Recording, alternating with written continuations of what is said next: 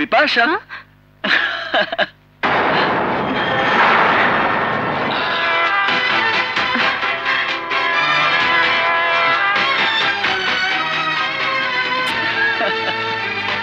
কিরে, আমি তো তোকে আগেই বলেছিলাম দেখলে তুই চমকে যাবি। আমার কথা ঠিক হয়েছে তো? এবার বুঝতে পেরেছিস কার জন্য আমি পাগল হয়েছিলাম, কাকে পাবার জন্য আমি এত অস্থির হয়েছিলাম? বলেছিলাম না এই পৃথিবীতে ওর কোনো তুলনা হয় না। কি হলো, কিছু একটা বল। আরে মনে হচ্ছে তুই ওকে দেখে স্ট্যাচু হয়ে গেলি। আরে বেটা, অন্তত হ্যালো তো বলতে পারিস। হ্যালো বল।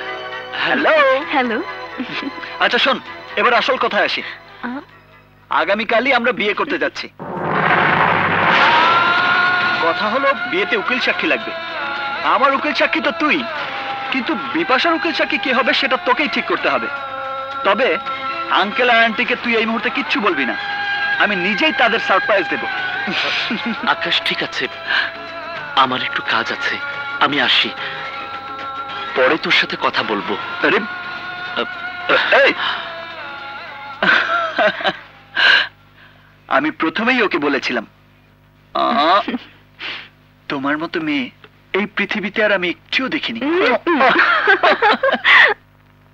হে আল্লাহ, তুমি কেন এমনটি করলে? কেন কেন কেন? আমি যে মনে প্রাণে বিপাশাকে আমার ভেবে নিয়েছি, আমার স্ত্রী ভেবে নিয়েছি, এখন কি করে আমি ওকে আমার মন থেকে সরাবো? কি করে সরাবো? কি করে সরাবো? আমি আজ পৃথিবীর সবচেয়ে সুখী মানুষ বিপাশা। আজ আমরা চিরদিনের জন্য জীবন সঙ্গী হয়ে যাব। কিন্তু আকাশ, আমার কেমন যেন ভয় ভয় করছে। না জানি আমাদের এই পরম আনন্দের দিনে কেউ না আবার কোনো অঘটন ঘটায়। তোমার ভয়ের কোনো কারণ নেই। আমি আছি, সাগর আছে, সাগরের বাবা মা আছেন। দেখো সব ঠিকঠাক মতো হয়ে যাবে। কিন্তু সাগর এখনো আসছে না কেন?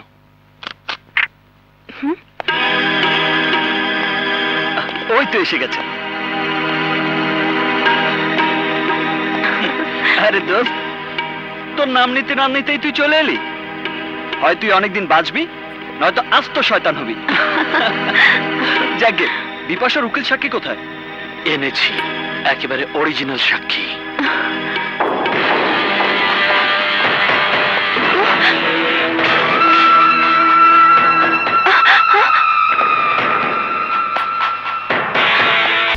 এক দুই তিন ঢাকায় জমি জিতে নিন 100% ক্যাশব্যাক সহ 20 কোটি টাকার পুরস্কার।